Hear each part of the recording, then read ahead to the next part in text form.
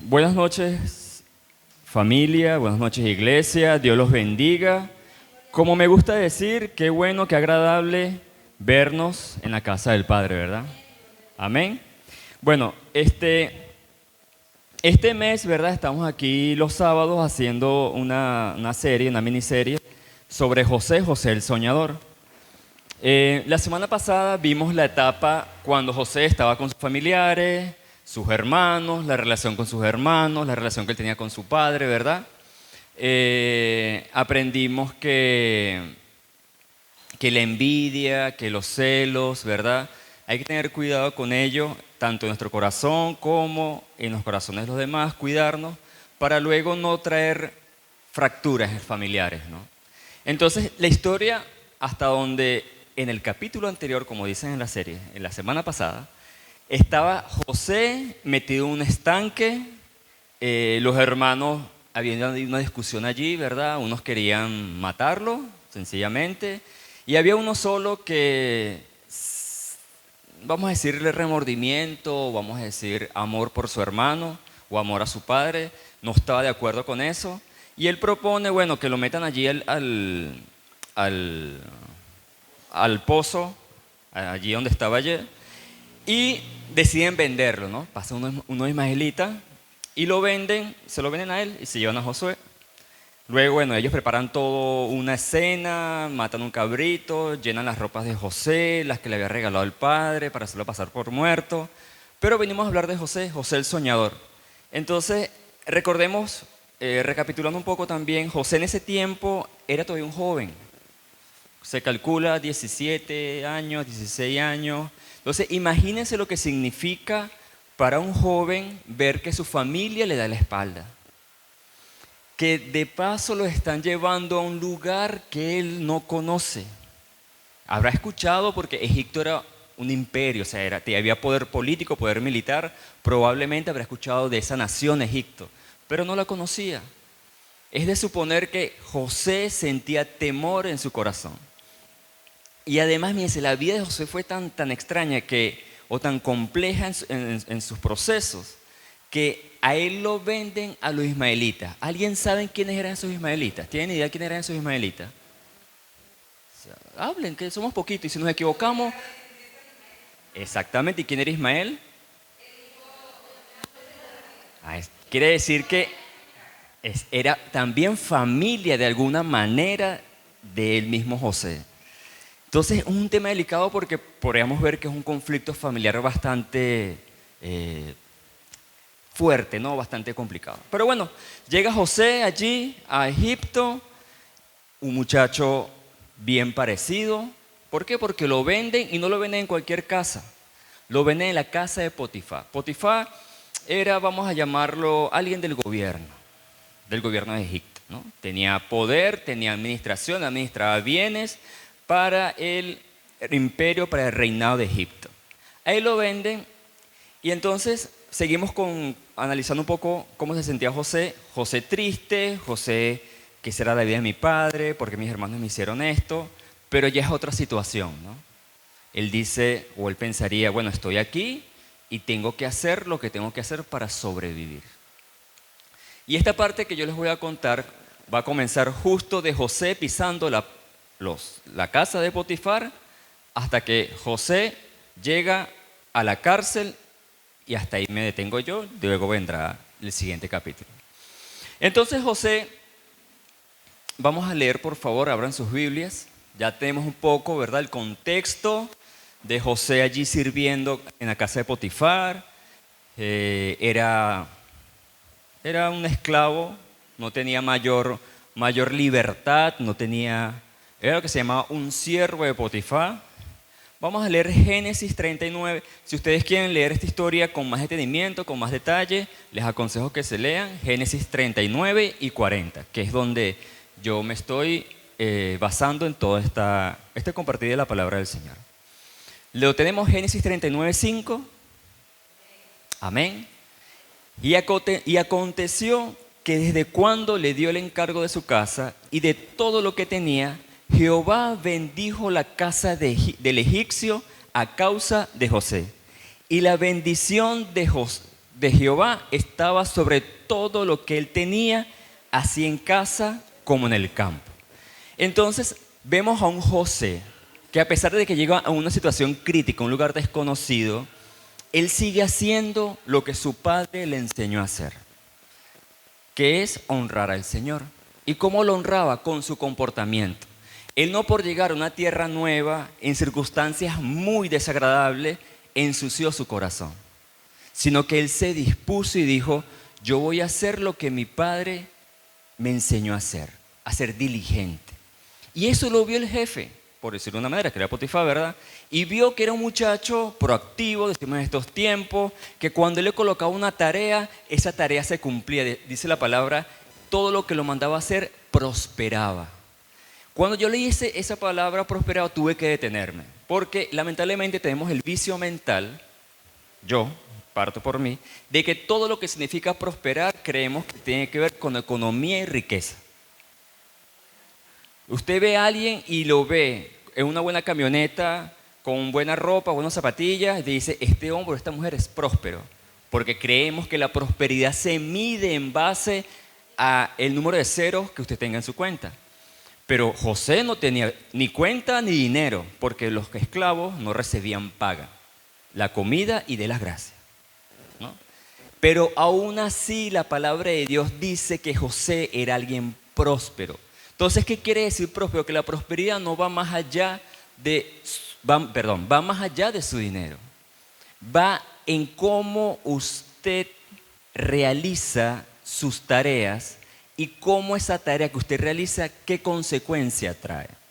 Es decir, hermano mío, que si usted tiene una casa y su casa está bonita, arreglada, su casa es cómoda para usted, para sus hijos, usted siente que tiene lo necesario, lo justo, usted es un hombre, una mujer próspera.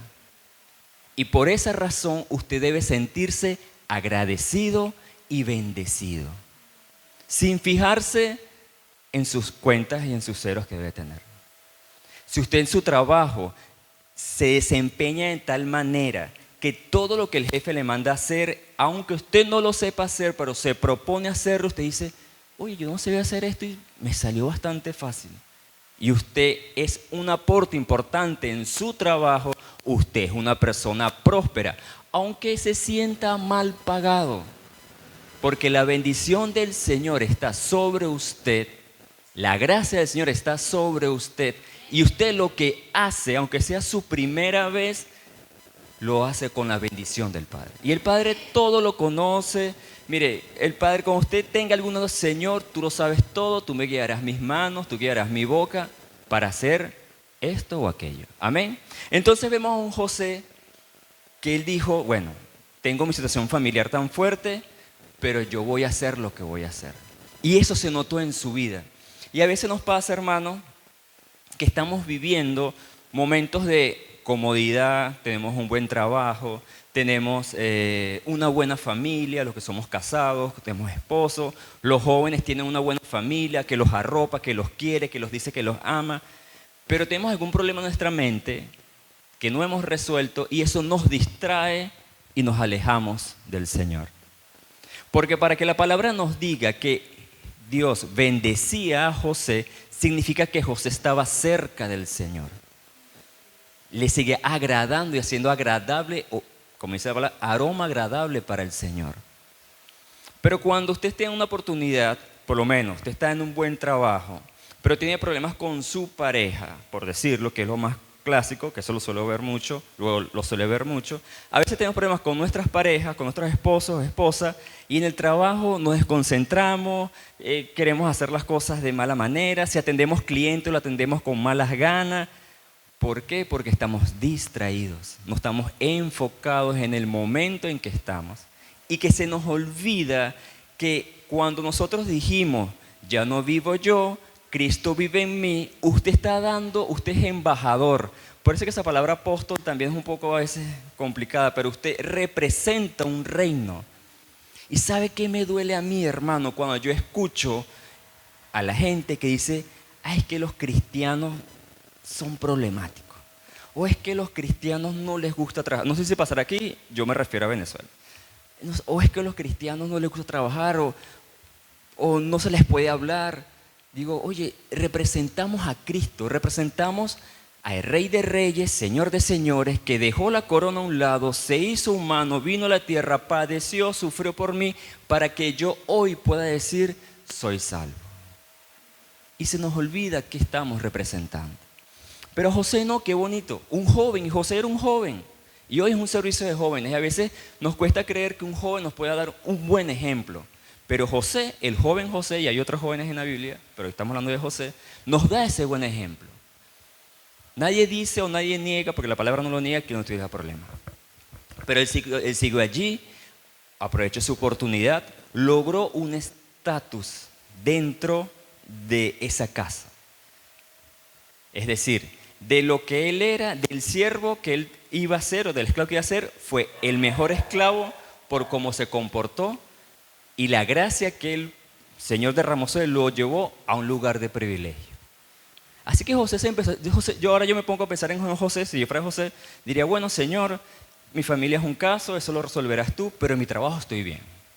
Y seguramente en su área de su vida, usted ha ido en un área de su vida que usted dice, ¿sabes qué? Me siento bien. Me siento bien, y es porque José entendió que el Señor lo bendijo para él ser bendición. Vamos a leer el versículo 3 de ese mismo capítulo, por favor. Quien lo tenga, por favor lo lee. Que eso no lo tengo aquí en el 39.3. ¿Qué dice?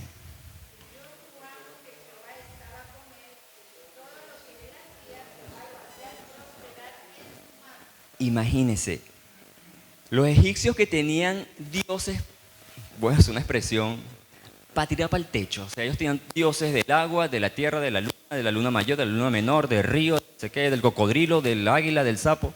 Reconoce que Jehová está con ese muchacho y que ese Dios de ese muchacho, de ese José, lo bendice. Y José se sintió bendecido y siguió bendiciendo. Porque a pesar de todo, Dios me ha traído a un buen lugar.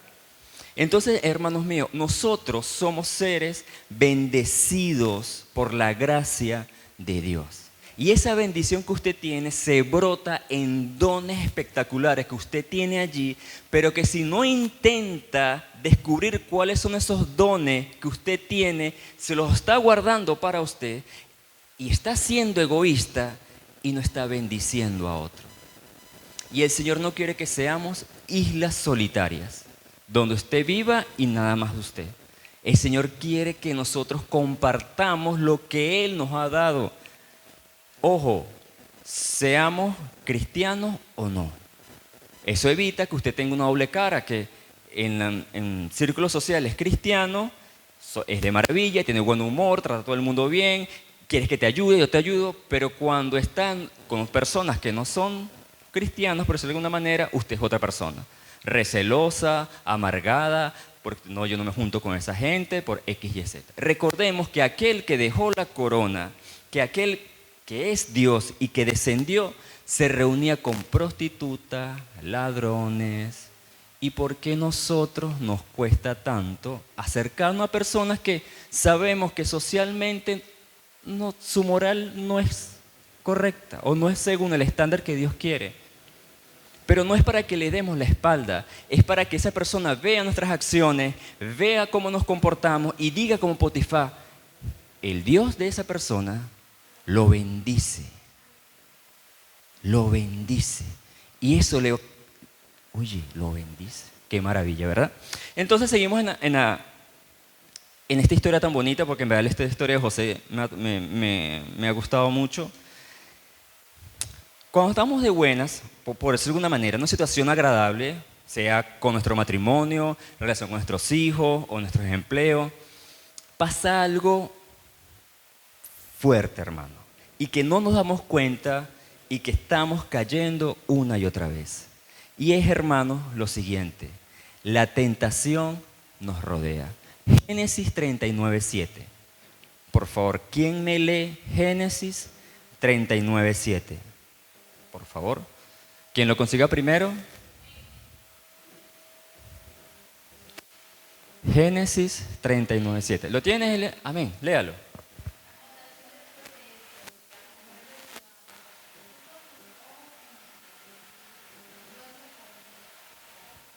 Dice, aconteció después de esto que la mujer de su amo puso sus ojos sobre el joven José y dijo, este caramelito me lo como yo, dijo la mujer. Y entonces vemos a un José que se sentía bien, que estaba trabajando para Potifar, dando lo mejor, trabajando para el Señor, dando lo mejor, pero que estaba creciendo a su lado la tentación. Hermanos, a veces nos pasa que, como digo, estamos bien con nuestro matrimonio y bajamos la guardia. Estamos bien con la relación con nuestros hijos, vemos que están estudiando, que están bien y bajamos la guardia. ¿Qué es bajar la guardia, hermano? Dejar de orar por eso. Dejar de orar porque el Señor esté allí, vigilante, que todo se lleve como debe ser. Y entonces dice, oye, no sé qué pasó, mi hijo estaba bien y de repente empezó a andar con malas amistades. Es descuido de nosotros como padres. Oye, no sé qué pasó, yo estaba bien en el trabajo y de repente mi jefe ya me trata mal, me puso un jefe que es peor que un dictador. Y es porque nos sentimos tan bien, nos acomodamos tanto en ese sentir plácido que bajamos la guardia y se nos olvida que estamos en medio de una guerra espiritual. Y el enemigo está esperando, hermano, que usted se descuide, va a agarrarlo. No me acuerdo dónde, mire, decirle, la escuché en tal sitio, la leí, miento, pero es una historia, una reflexión que una persona una vez me dijo, o me la contó y la que lo compartí con ustedes, un poco más corta. Dice, mira, había una vez un reino que construyó una muralla muy alta. Era un reino muy próspero, me dice esa persona, pero constantemente eran asaltados. El rey dice, bueno, vamos a hacer algo, con los recursos que tenemos, vamos a levantar una muralla muy alta. Y la levanta. Fue tan buena esa muralla que ya más nunca pudieron invadir esa ciudad. ¿Qué hicieron los enemigos? Esperar desde lejos y observar la muralla. Un día se dieron cuenta que a un soldado se le cae el casco al piso. ¡Pac! O sea, está alto, se le cae hacia abajo. Y no saben cómo bien, de repente el casco ya no está y el soldado con su casco puesto. Y dijeron, entonces hay una puerta. ¿Dónde estará esa puerta? El enemigo tuvo mucha paciencia, esperando que se repitiera esto de nuevo. Y cuando aconteció eso, fijaron más sus ojos en ver por dónde salía ese soldado a recoger el casco. ¿Y qué fue lo que pasó? El soldado no estuvo pendiente, se sintió confiado y cuando abrió esa puerta secreta que lo llevaba al exterior para él tomar su casco, fue atrapado y fue la ciudad invadida. El enemigo está esperando ver cuál es tu debilidad por donde tú bajas la guardia para atraparte. Vamos a leer, y todos conocemos este versículo, pero vamos a leerlo. Primera de Pedro 5:8. Primera de Pedro 5:8. ¿Lo tenemos todo para leerlos todos juntos? ¿Amén? ¿Todos? ¿Amén? ¿Lo leemos? Dice 1 Pedro 5:8. Sed sobrios y velad, porque vuestro adversario el diablo, como león rugiente, anda alrededor buscando a quien devorar.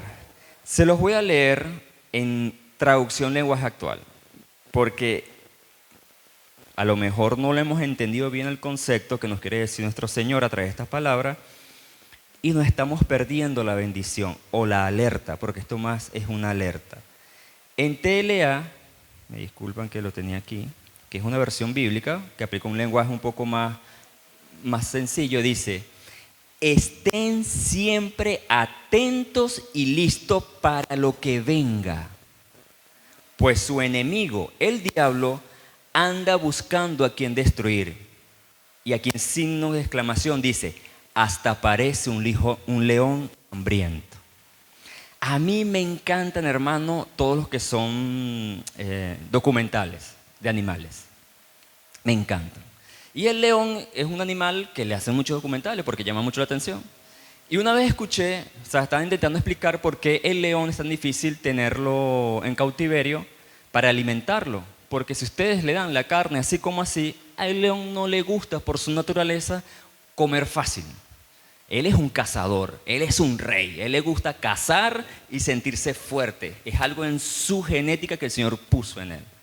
Por eso tienen que inventarse un poco los zoológicos, estos sitios, algo para que el león se sienta, le sea un reto la carne. Y se la cuelgan, le ponen un robot últimamente, un dron, no sé, se inventan algo, excelente. Pero,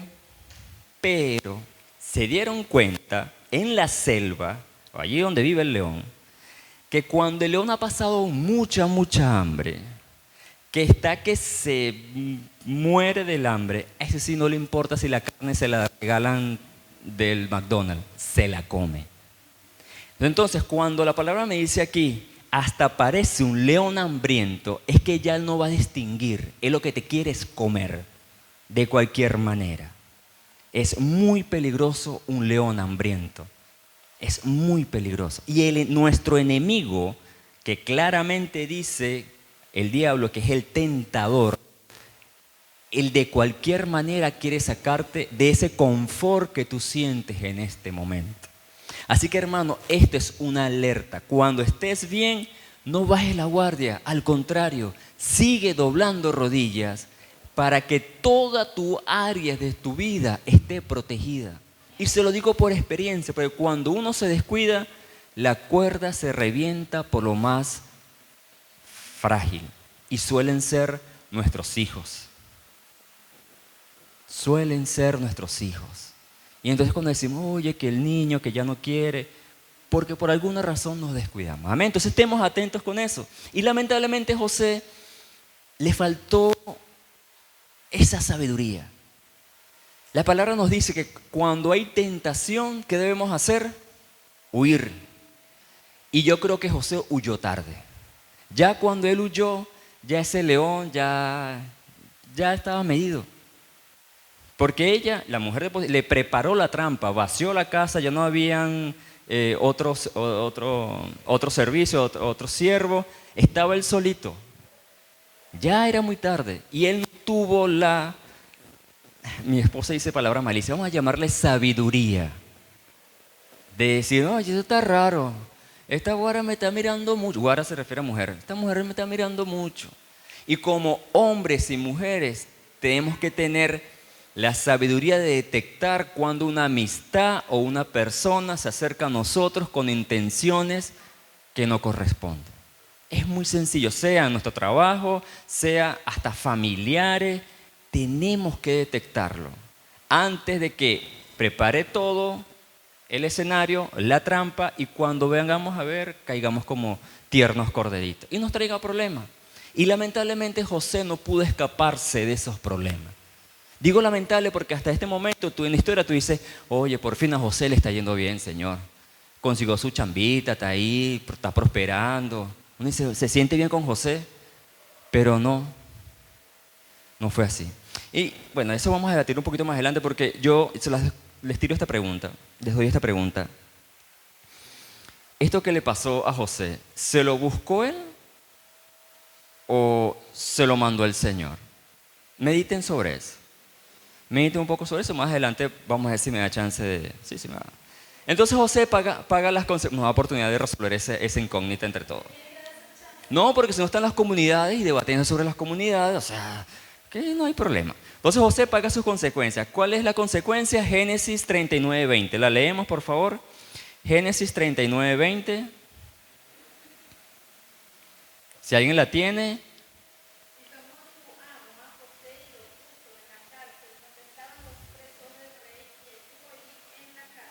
Entonces José pasó de un sitio donde él sentía cierta libertad, porque aún era un esclavo, a un sitio donde totalmente era un prisionero, que es la cárcel. Y medité un poco, y yo creo que todos meditemos juntos, porque en verdad estamos en este ambiente tan sano, tan saludable. ¿Qué significa una cárcel para usted? Una cárcel no solamente es un sitio, hermano, que a usted lo encierren y esté metido en rejas. Una cárcel va más por una experiencia de vida donde usted quiere hacer un cambio y no lo dejan. A veces estamos metidos en cárceles emocionales donde queremos cambiar nuestro temperamento, nuestro carácter, y no podemos porque inconscientemente o conscientemente nos apresamos en una situación que es un ciclo, que usted intenta mejorar, sale, vuelve a cometer el error, se vuelve a meter. Esa es una cárcel. El que está en una cárcel, hermano, a veces le dicen a qué hora come, cuánto va a ver la luz del sol, cuánto no, y todas las experiencias malas que pueda tener, ¿no? Amén, bienvenida, pase. Entonces, José está experimentando eso. Estar en una cárcel es sentirse un poco estancados, porque no podemos avanzar, porque no nos dejan avanzar. Entonces la pregunta es, ¿hay alguna situación en su vida que ustedes se sientan encarcelados? No me respondan, contéstese usted mismo. ¿Qué lo llevó a ese encarcelamiento? ¿Fueron sus propias decisiones? ¿Fue el enemigo que lo tentó y lo echó en esa cárcel? ¿O fue un proceso que el Señor le está pasando? Me acuerdo que el Señor le está colocando. Me acuerdo una prédica, vamos a decir que fue el año pasado, para calcular el tiempo, donde el pastor nos explicaba la diferencia entre procesos y él explicó muy claramente que un proceso te genera, pero tú sales de él. Eso es un proceso. Tiene que haber un resultado, una salida, ¿no? En este momento, respondió a la pregunta que les hice al principio, para mí, a José, el Señor lo coloca allí para procesarlo. Y lo vamos a ver porque sabemos la historia completa.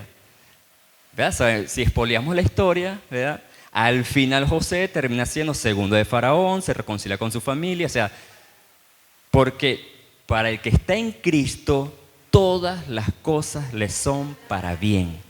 Y hasta este momento José nos ha demostrado que está con Jehová, porque lo reconocen, lo ven como alguien bendecido por Jehová. Sus frutos se ven. Amén. Entonces José está allí y José hace lo que sabe hacer, administrar. José era un administrador. Y tanto así que el encargado, el jefe de la cárcel, le dice, bueno, mira, toma la llave, estoy siendo un poco exagerado, toma la llave de la cárcel, tú te encargas de todo, yo no quiero saber nada de estos presos, tú atiéndelo. Y entonces, cuando hubo confort, José fue tentado. Cuando José cayó en la cárcel, en ese momento que no fue procesado, José tiene una oportunidad. Es diferente. En las dos está el Señor involucrado. Uno fue para procesarte en el confort porque te sentiste tan cómodo que no estuviste del todo pendiente. Y en la otra es para decirte, este proceso que te puse yo es para que salves. Y ese momento es cuando llega el copero y el panadero o el pastelero. Entonces, volvemos otra vez con los sueños. Entonces, yo me imagino esa escena, ¿no? Está el copero, el otro personaje. No, José, tú has hecho un cuento, un sueño. Yo digo, no me vengas con sueño. La última vez que yo tuve una relación con sueño, terminé metido en un estanque, me vendieron. Pero no, ya José había aprendido. José dijo, no, la última vez que yo tenía un sueño, yo no lo interpreté. Yo lo conté. Ahora lo voy a interpretar. Es diferente. Él supo leer la situación. No por él, es por la bendición, la gracia, la misericordia que estaba puesta sobre él. Entonces, bueno, sabemos la historia, ¿verdad? Del copero, el panero. Mire, que yo no sé si usted es capaz de hacerlo, pero darle una mala noticia a alguien es complicado. Ahora imagínese decirle a alguien, no, mira, en 3 días te vas a morir, te van a cortar la cabeza. ¿Qué quiere decir eso, hermanos? Que el Señor nos da dones y son dones de revelación, dones proféticos. Hay hermanos que lo tienen. Pero es algo muy serio porque es para decir la verdad y solamente la verdad. Porque si no, estás yendo en contra del Padre Celestial. Y José tuvo la sabiduría de decir la verdad. Y él esperaba que, y le dice, al finalizar le dice al pastelero, al copero, pues al pastelero no lo iban a soltar, bueno, sí lo soltaron, pero para decapitarlo. Al copero le dice, mira, cuando estés con el faraón, acuérdate de mí. Y eso es algo que nos pasa a veces, hermanos, ¿sabes? Cuando estamos en esa cárcel, que no podemos avanzar, que nos sentimos encerrados, que no es lo que nosotros creemos, sino lo que otros nos dicen qué hacer, que la solución no la tienes tú o sientes que no la tienes tú, pones tu querer, tu esperanza en otra persona, en aquel que te puede ayudar. Por lo menos, si estás en una cárcel metida donde estás desempleado, que necesitas el empleo porque tienes que trabajar, porque tienes familia, tú dices, no, mi compadre ese tiene una empresa. Ese cuando se entere me va a contratar. Y el compadre no puede. O no, mi papá tiene dinero, ese me va a dar la herencia ahorita. Y no puede o no quiere. Estás colocando tu esperanza en hombre o en mujer. Y eso tampoco lo podemos hacer. O no lo deberíamos hacer. Mientras que en el momento en que estamos en bien, en gracia, viviendo un momento cómodo, no podemos descuidarnos y dejar de orar por cada detalle de nuestra vida. Cuando estás en cárcel, ni se te ocurra colocar tu esperanza en hombre o en mujer. Entonces, ¿qué nos trae esto como reflexión casi para terminar? Sí, ya, casi para terminar. Sin importar si estás en lo alto o en lo bajo, tienes que estar con Jehová. Y yo entiendo, hermano, que cuando uno está bien, aparentemente debería ser más fácil estar con el Señor, porque estamos bien, ¿verdad que sí? Pero no trabajamos así. Lamentablemente, el ser humano en general busca a Dios es cuando más procesado está siendo. Esa es la verdad. Y ese es el motivo por el cual el Señor nos procesa. Nos procesa. Y eso nos pasó. El Señor hizo un proceso universal o general con la pandemia. En la pandemia se vio eso. Las iglesias donde los hermanos mantuvieron su fe a rojo vivo, orando, así en sus casas, por Telegram, por como fueran, reuniéndose de alguna manera, esas iglesias lograron sobrevivir al tiempo después. Mientras iglesias donde no hubo esa coordinación, donde no hubo, cuando intentaron volver a abrir, no pudieron. Entonces, hermano, debemos estar con el Señor en las buenas y en las malas. Así de sencillo. El mensaje que nos deja José es busquemos del Señor en las buenas y en las malas. En las buenas porque, como dijimos, el enemigo nos quiere tentar para sacarnos de allí, para corrompernos. Y en las malas porque el Señor no te quiere para mal. El Señor no te quiere ver mal todo el tiempo, no quiere verte mal en ningún momento, mejor dicho. Entonces reflexionemos en nuestras vidas que aún, hermano, estando en la cárcel, José y tú y yo podemos ser de bendición. Porque ese es el otro tema.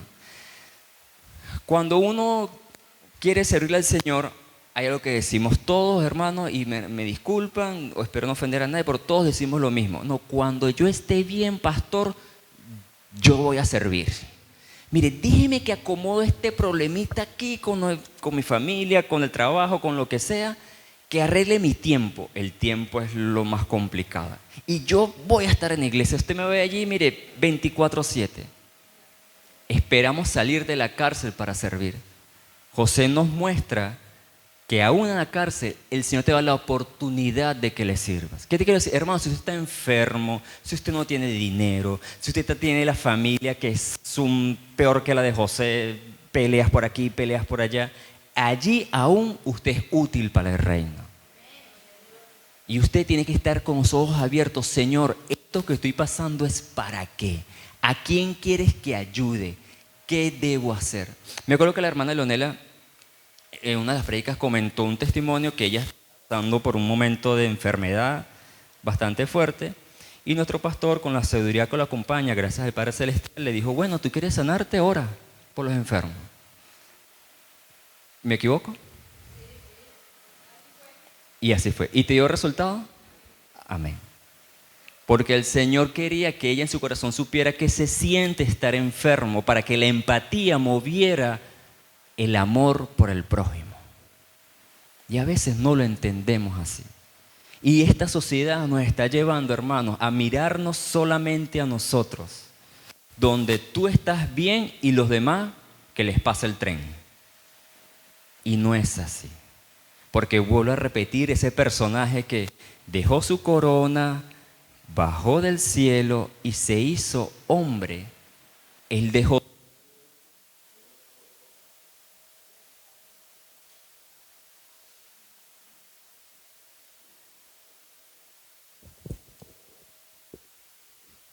Amén. ¿Sí? Amén. Y toda esa comodidad él la dejó por nosotros, para demostrarnos que debemos salir de nuestro confort por el prójimo.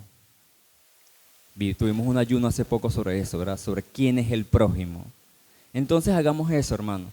No se preocupe en que cuando yo esté bien voy a servir. No. Usted está siendo llamado ahorita, hoy, no cuando esté bien. Y deje que el Señor se encargue, que se va a encargar de solucionar lo que Él tenga que solucionar en su vida, sea su relación con su esposo, con su esposa, su trabajo, su finanza. Él lo va a hacer. Pero sobre todo el Señor quiere usarlo a usted. Si usted vino hoy y se sentó en esa silla, es porque Él lo quiere usar a usted. Amén. Entonces quiero compartir, ya vamos para terminar, y nos colocamos sobre nuestros pies, por favor, sobre sus pies, cada quien. Yo he titulado esta parte La Gran Promesa. La gran promesa, hermanos, para que sientan esperanza.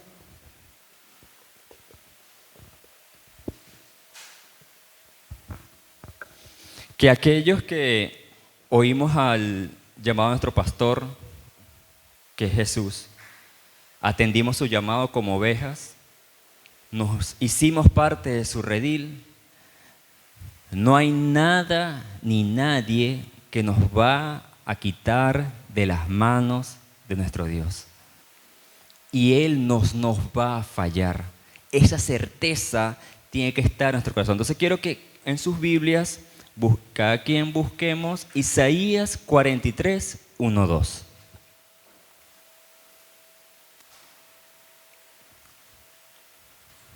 Isaías 43, 1, 2. ¿Lo tienen? ¿Amén? ¿Sí? Amén. Dice, ahora así dice Jehová, creador tuyo, oh Jacob, y formador tuyo, oh Israel. No temas, porque yo te redimí. Te puse nombre, mío eres. Cuando pases por las aguas, yo estaré contigo. Y si por los ríos, no te anegarán. Cuando pases por el fuego, no te quemarás, ni la llama arderá en ti. Hermanos, esa es una promesa de nuestro Señor, que aún lo que estés pasando, cualquier circunstancia, Él va a estar allí y no se nos puede olvidar. Que en cualquier momento, solamente con cerrar nuestros ojos y decirle, Señor, Él te va a escuchar. ¿Qué hijo preocupado por qué padre preocupado por sus hijos no lo atiende? Ninguno. Y mucho menos nuestro Padre Celestial. Entonces vamos a cerrar nuestros ojos, porque yo no sé en qué situación estarán en sus vidas. Si estarán en la fase de lo que llaman prosperidad, que ya explicamos qué es eso, o si estarán en un momento donde se siente encarcelado. Yo quiero que en el nombre poderoso de Jesús, el Espíritu Santo les haga saber a cada uno de mis hermanos que hoy han venido hasta la casa de nuestro Padre Celestial, a que Él está allí con nosotros. Y que nada ni nadie puede apartarlo de lo que lo buscan. Padre, en el nombre de Jesús, aquí están tus hijos, Señor. Tus hijos que te buscan con anhelo, tus hijos hijos que te buscan con amor, con deseo. Y por qué no, Señor, también que te buscan con angustia en sus corazones, Señor amado. Sobre todo, Padre Celestial, bendice, Señor, y sana a todo aquel, Señor, que tenga alguna aflicción, Señor, en su cuerpo, Señor amado. En el nombre de Jesús, Padre, te pido que le ordenes a ese cuerpo adolorido, quebrantado, que cada célula se restaure en el nombre de Jesús, Señor. Que todo dolor de cabeza, de articulaciones, inflamaciones, Señor, seas tú sanándolo, Señor amado. Que escuchen tu voz con tu promesa y que sean oídos sordos, Señor, a todo aquello que le quiera decir que vaya en contra, Señor, de lo que tú tienes para nosotros, Padre amado. En el nombre de Jesús, Señor, declaramos, Señor, que por tus llagas somos sanos. Porque tú nos redimiste en la cruz, la pagaste, Señor, por nuestras enfermedades, por nuestras dolencias, Señor, con tu cuerpo, que era un cuerpo, Señor, de bendición. Y tú lo ofreciste con amor, lo ofreciste, Señor, para que hoy seamos sanos en el nombre de Jesús. Señor, te oro, Señor, esta noche, Señor, por cada uno, Señor, de los hogares, Señor, de mis hermanos que están aquí presentes y aún los que no han venido esta noche, Señor. Para que seas tú llevando sabiduría a cada integrante de esos hogares, Señor, a cada familiar, Señor amado. Para que se derrame sobre ellos restauración familiar, Señor. Para que sanen sus heridas espirituales, Señor. Para que con verdad y con amor, Señor, puedan solucionar todo problema, Padre Santo, que tengan, Señor amado. Que entiendan que lo que tú quieres, que lo que te agrada, Señor, es que nuestras casas, Señor, te alaben y te adoren, Señor. Y que tú los recogerás, Señor, en esta casa, en tu iglesia, Señor, para bendecirlos y para enviarlos, Señor amado. Declaramos en el nombre poderoso de Jesús restauración para los matrimonios, Señor. Que tu casa se llene de matrimonios, Señor, que estén sanando sus heridas, Señor. Que estén perdonándose todo dolor, que estén perdonándose, Señor, toda agresión, Señor amado. Declaramos que tu casa se llena en el nombre poderoso de Jesús de la juventud, Señor, de los jóvenes, Señor, que necesitan de ti, pero que viven una guerra voraz, Señor, y lamentablemente, Señor, se están dejando llevar, Padre Santo. Coloca en la boca de cada padre, de cada madre, Señor, de cada autoridad de esos jóvenes, Señor, tu palabra que es vida, Señor, para que comience a restaurarlos, Señor. Y que cada servicio de jóvenes, Señor, se llene de jóvenes que te anhelen, que te quieran adorar, que levanten sus brazos con amor, con pasión, como son ellos, Señor amado, para agradar al Rey de Reyes y al Señor de Señores, Señor. Y esta noche, Señor, te pedimos que nos des sabiduría, Señor, para aprender a leer los momentos espirituales que estamos viviendo, Señor. Que no porque estemos bien creamos, Señor, que ya la hemos hecho, Señor. Que no porque estemos pasando algún proceso creamos, Señor, que no tiene solución. Sino que tu palabra, que es vida, Señor, que es dirección, resuene con fuerza cada día en nuestras vidas, Señor, enderezando, Señor, nuestra senda, Padre amado. Porque lo que ha venido a ser redimido no se puede perder. Que su pie, Señor, no se desvíe ni a la derecha ni a la izquierda, Señor. Que tus ángeles benditos, Señor, que tú envías, Señor amado, nos ayudan a corregir nuestros pasos, Señor. Que el Espíritu Santo nos recuerde cada día todo lo que tú has hecho por nosotros, Señor amado. Todo lo que tú nos dices en tu palabra, Señor Santo. Que nos deleitemos, Señor, en tu presencia, Señor, desde el amanecer hasta el anochecer. Que la gloria es para ti, la honra es para ti.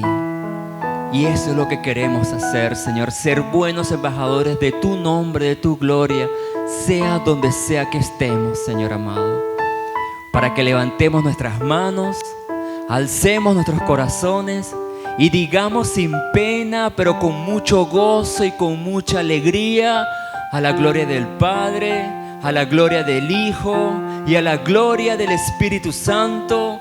Gloria a Dios, gloria a Dios, gloria a Dios. Te amamos, Padre. Gloria a Dios.